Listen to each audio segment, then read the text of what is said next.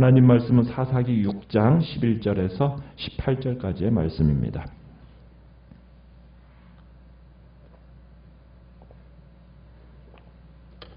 사사기 6장 11절에서 18절까지의 말씀을 교독하겠습니다. 여호와의 사자가 아비에셀 사람 요아스에게 속한 오브라에 이르러 상수리나무 아래에 앉으니라. 마침 요아스의 아들 기드온이 미디안 사람에게 알리지 아니하려 하여 밀을 포도주 틀에서 타작하더니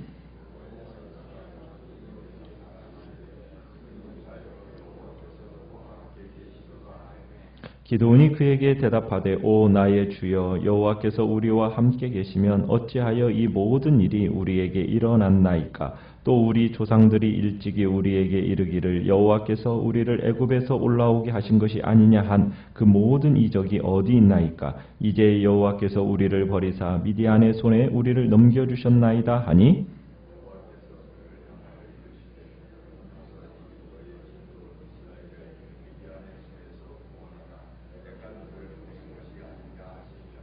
그러나 기드온이 그에게 대답하되 오 주여 내가 무엇으로 이스라엘을 구원하리이까. 보소서 나의 집은 므낫세 중에 극히 약하고 나는 내 아버지 집에서 가장 작은 자니이다 하니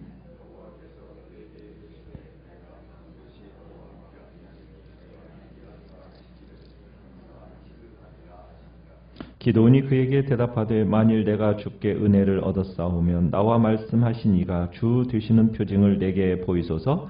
내가 예물을 가지고 다시 주께로 와서 그것을 주 앞에 드리기까지 이곳을 떠나지 마시기를 원하나이다 하니 그가 이르되 내가 너 돌아올 때까지 머무르리라 하니라. 아멘. 오늘 말씀의 제목은 큰 용사로 부름받은 작은 자라는 제목으로 말씀을 나눕니다.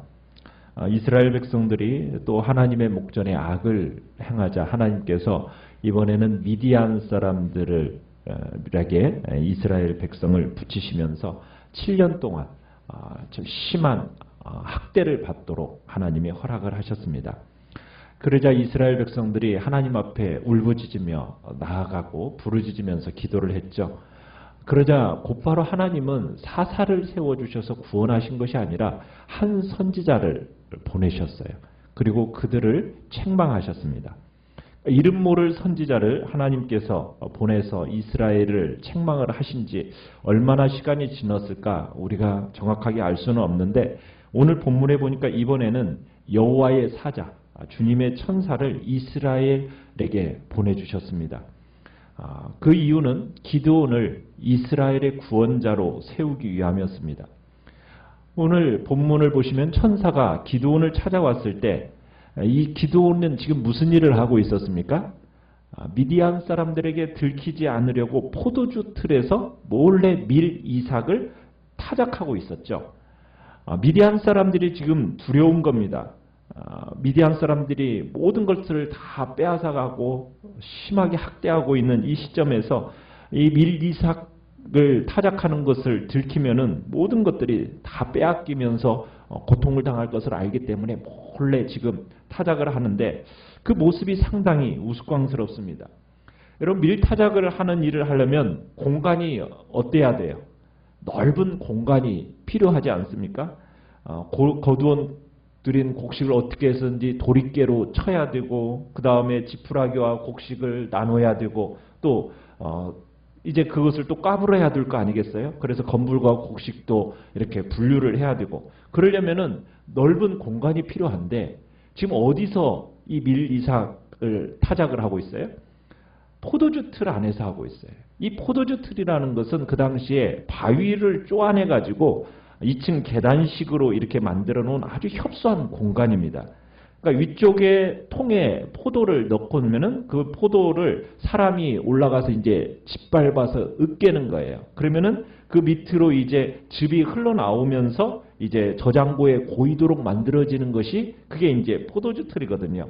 그런데 지금 아마 그 공간 가운데서 두 공간 가운데서 아마 그나마도 넓다고 생각되어지는 그 이제 위쪽 포도를 으깨는 그 통에서 아마 도리깨질을 하고 있었을 겁니다.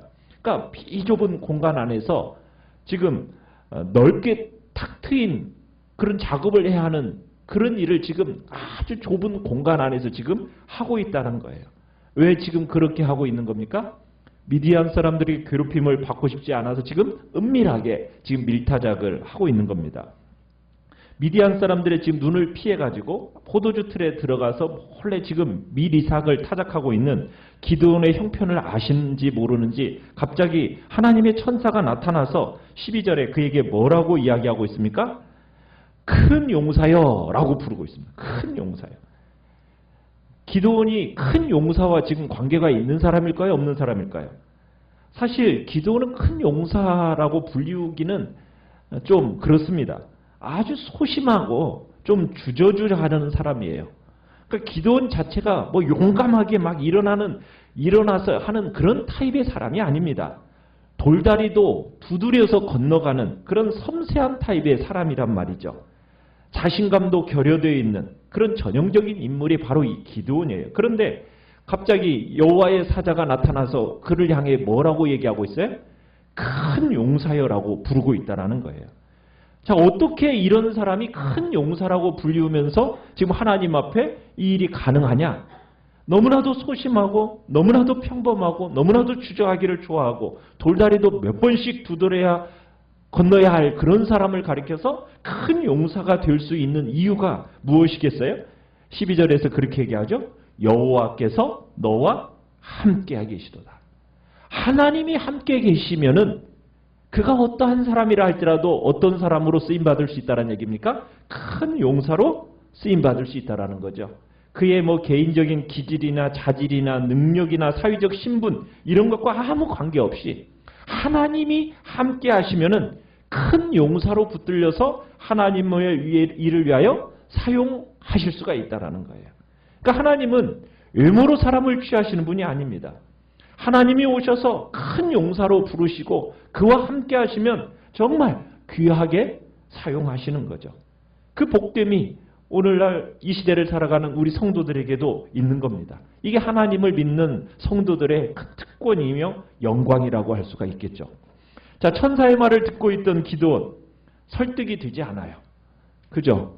하나님께서 너와 함께 하신다? 이렇게 선언을 하시니까 이제 이 천사에게 반론을 제기합니다. 뭐라고 반론을 제기합니까? 13절에 가보니까 기드온이 세 가지로 문제를 얘기를 하는데 첫 번째는 당신의 말대로 천사 당신의 말대로 하나님께서 이스라엘과 함께 계신다면 왜 우리들이 이 고통을 겪고 있어야만 합니까?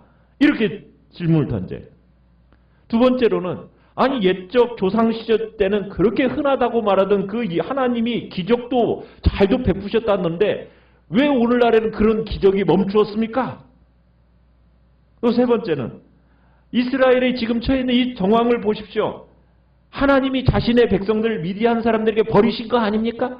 하나님이 진짜 이스라엘에게 관심과 있으시고 사랑이 있으시다면 이럴 수가 없다라는 거죠. 하나님이 관심이 없으시고 하나님이 사랑하지 않으시니까 우리가 지금 이런 형편이 된 거 아닙니까? 라고 하나님 앞에 천사 앞에 반론을 제기하면서 따지는 겁니다. 그러자 여호와의 사자가 14절에 보면은 하나님이 그를 향해서 바라보면서 말씀을 하세요. 뭐라고 얘기해요? 하나님께서 기드온이 제기한 이 세 가지 문제에 대해서 뭐 이렇게 직접적으로 대답하시지는 않아요. 대신에 여호와께서 이 문제를 해결하고 직접 오셨다라는 거, 지금 이 문제로 이제 기드온이 제기한 이 반론이 무의미해졌다라는 거죠. 그래서 대신 뭐라고 14절에 명령을 내리고 있습니까? 너는 가서 이 너의 힘으로 이스라엘을 미디안의 손에서 구원해라. 내가 너를 보낸 것이 아니냐. 무슨 의미냐면 내가 너에게 주는 이 능력을 가지고 가서 이스라엘을 구원해라. 이런 지금 말씀이에요. 그러니까 기드온이 이스라엘을 구원하는 일에 성공할 것을 보장해 주는 거죠. 하나님께서 능력을 주시겠다라는 거고 그리고 그 일을 위해서 내가 너를 보낸다. 지금 이렇게 말씀하고 계시는 거예요. 자, 그러면은 기드온이 그 말씀에 순종하면 얼마나 좋아요? 곧바로 순종했을까요? 15절을 보시면 뭐예요? 그 부르심에 순종하지 않고 또다시 반론을 제기하죠. 뭐라고 반론을 제기합니까? 우리의 가문은 므낫세 지파 중에서도 가장 약합니다. 그리고 자신은 형제들 중에서도 가장 어립니다. 자신은 이런 일을 감당할 만한 여력이 없다라는 거예요. 그런 자가 아니라는 거죠. 그러면서 기도는 지금 하나님의 사역을 어떻게 보면 자신의 힘과 능력으로 또 어떤 재력으로 이런 것으로 뭐 감당할 수 있는지 착각한 것 같아요. 그러니까 하나님께서 우리에게 소명을 주시면 그 감당할 수 있는 능력도 주시는 거예요. 이게 성경의 가르침이잖아요. 그러니까 하나님께서 이미 내가 너와 함께한다. 내가 너를 친히 보낸다. 이렇게 말씀하셨을 때 기도원이 이런 말을 딱 들었으면은 그것에 대한 하나님에 대한 그 사역에 대한 이해가 있어야 되는데 그 이해가 없었던 거예요. 하나님을 완전히 믿지 못했던 거죠. 그러니까 기도원이 회의 가운데 두려움 가운데 자신을 평가절하하면서 참 그러니까 하나님은 이런 기도원을 됐어. 그냥 이렇게 포기하고 그냥 지나가시는 게 아니라 그런 기도를 그냥 인정해 주시고 또 받아주세요. 16절에 또 뭐라고 얘기합니까? 내가 반드시 너와 함께 할 거다. 그러니 네가 미디안 사람을 마치 한 사람을 쳐부술 것이다. 아무리 이렇게 메뚜기 떼처럼 많은 이 미디안 사람, 이 적들 한 사람을 치듯 그렇게 할 거니까 너 이제 하나님의 부르심에 순종하라는 거죠. 그렇게 격려하고 붙들어 주십니다. 그러니까 하나님은 지금 기도원의 이 불평하는 주저하는 이 기도원에 대해서 지처하시거나 비판하시지 아니하시고 하나님은 그 기도원을 그 눈높이에 맞춰서 그대로 맞추어서 대해주시고 지금 말씀을 해주시는 거예요. 내가 너와 함께 할 거다. 여러분 겉으로 볼 때 내가 너와 함께 할 것이다. 여러분 이 약속에 큰 힘이 됩니까? 어떠세요? 내가 너와 함께 할 것이다 라고 하면은 여러분 그게 큰 힘이 돼요? 근데 실제로 뭐 도움이 안 되잖아요. 현실적으로는. 그렇지 않습니까? 무슨 일 하나도 뭐 조치를 취하는 것도 없고 내가 너와 함께 할 거다. 이 말씀 무슨 소용이 있을까? 이런 생각이 드는 것이 쉬워요. 그러나 이스라엘의 역사 속에서 우리들이 보면은 그렇지 않음을 알 수 있죠. 그죠? 내가 너와 함께 할 거다. 모세가 모세에게 내가 너와 함께 할 거다 하면서 하나님이 모세를 보내시니까 신 같은 그 바로도 어떻게 합니까? 참으로 하나님 앞에 다 굴복하고 속수무책이 됐잖아요. 철옹성 같은 그 가나안 땅도 요새들도 다 어떻게 됐어요? 함께 하시는 하나님 앞에서 여호수아 내가 너와 함께 할 거다 하니까 어떤 일이 일어났습니까? 다 무너져 버리고 주변 백성들이 간담이 놓고 정신을 잃어버릴 정도로 되었잖아요. 그 정도로 하나님이 함께 하시면은 불가능이 없는 겁니다. 기도원은 이 사실을 깨달아야 했어야 되는데 이 사실을 깨닫지를 못한 거죠. 그저 자신의 집안의 미약함과 자신의 능력 없음과 연약함 이런 것을 들으면서 자신은 이런 일을 할 존재가 아니라고 막 사양을 하는 겁니다. 그러나 그런 게 하나님 앞에 문제가 돼야 안 돼요. 안 되는 거죠. 오히려 하나님은 어떤 자를 사용하세요? 미약한 자를 들어 사용하시죠. 그러니까 문제는 지혜가 얼마나 있느냐 없느냐 이게 문제가 아니에요. 관건이 뭐 그 사람이 문벌이 좋은가 재능이 좋은가 이게 문제가 아니라는 거예요. 관건은 뭐가 문제예요? 하나님이 나와 함께 하시는가 이게 관건이죠. 그죠? 세상에 천한 자요 세상에 멸시받는 자 세상에 없는 자들이라도 하나님이 함께 하신다라는 것을 믿고 또 하나님의 명령을 따라 산다면은 그 사람을 막을 자가 있어요 없어요? 없죠. 하나님이 함께 하시면 지혜고 문벌이고 재능고 이런 거 문제가 전혀 되지 않는다는 거예요. 중요한 것은 뭐예요? 하나님이 함께 하시느냐예요. 그러니까 이제 하나님은 지금 기드온이 자신의 집안의 미약함과 자신의 연약함을 이야기할 때 내가 너와 함께 할 거다. 약속을 재확인시켜주는 거예요. 그죠? 제일 처음에도 그러니까 두 번에 걸쳐서 얘기하는 거잖아요. 제일 처음에 오셨을 때도 내가 너와 함께 한다. 12절에서도 여호와께서 너와 함께 계시다. 그렇게 얘기하시더니 또 그 다음에도 얘기하시는 거잖아요. 16절에서 내가 반드시 너와 함께 할 거다. 이렇게 하면서 지금 격려하고 계시는 거예요. 위로하시는 거예요. 자, 이 정도가 되면은 아무리 고집센 사람도 어떻게 해야 돼요? 아유, 그럼 한번 해보겠습니다. 이래야죠. 자, 그런데 그렇게 마음을 열어요, 안 열어요? 기드온이 어떻게 반응을 합니까? 기드온이 그걸로는 안 된다는 거예요. 말만으로는 안 된다는 거예요. 뭘 보여달래요? 17절에 주 되시는 표징을 보여달라고. 표징을. 아, 저 말로는 못 믿겠어요. 증거를 보여달라고. 증거를. 당시 정말 주님이 보내신 사람인지에 대한 여부를 내가 확신하지 못하겠다는 거예요. 아주 진짜 회의적인 사람입니다. 그런 까닭에 지금 표징을 요구하고 있어요. 말씀으로 충분하지 않으니까 저 눈으로 보고 좀 손으로 만져봐야겠습니다. 지금 이런 식으로 얘기하는 거예요. 지금 앞에서 하나님이 지금 몇 번에 걸쳐서 확인시켜 주시지 않습니까? 그런데 지금 3번씩이나 반복해서 확실하게 말씀해 주셨는데도 불구하고 기도원이 뭐라고 말해요? 아, 저 말로만은 못 믿겠어요. 눈으로 보여주세요. 그 증거 보여주세요. 이러는 거예요.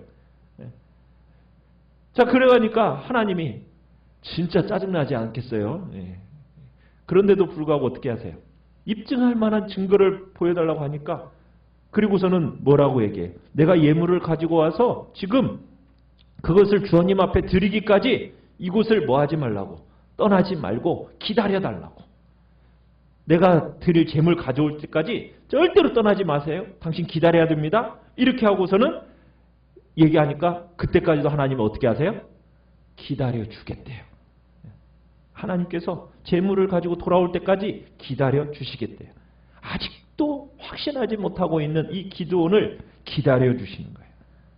참 이런 모습을 볼 때마다 하나님은 어떤 분이신지를 우리가 보게 되죠. 기드온의 모습을 보세요. 얼마나 피곤합니까? 우리도 지치고 진짜 짜증날 그런 사람인데도 불구하고 하나님은 기드온의 그 눈높이에 맞춰서 그의 인격적인로 반응을 하고 계시는 거예요. 끝까지 참고 기다려주시는 그 하나님. 여러분, 우리는 하나님의 부르심 앞에 어떻게 반응하고 계시는가? 하나님께서 정말 찾아와서 큰 용사라고 부르시면서 여러분 앞에 내가 너와 함께 하겠다고 약속하시면서 주님의 일을 하라고 맡기신다면 여러분들은 어떻게 반응을 하시겠습니까? 나의 개인적인 기질이나 사회적인 신분 아무 관계없이 하나님께서 함께 하신다고 하면 큰 용사로 붙들려서 하나님의 일을 위해 사용해 주시는 그 복됨이 있음을 믿으시길 바래요. 우리는 오직 나의 생긴 모습 그대로 우리는 반응하지만 하나님은 또 그것을 품어주시면서 우리를 또 큰 용사로 빚어가시는 그 하나님. 우리는 그 하나님 앞에서 우리의 모습 그대로 정직하게 반응하며 드리겠다고 또한 결단하며 나아가시길 바라요.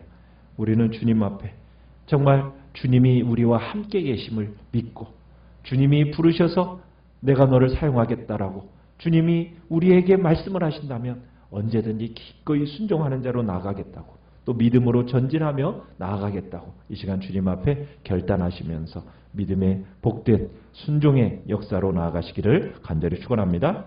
오늘 말씀합니다. 오늘 말씀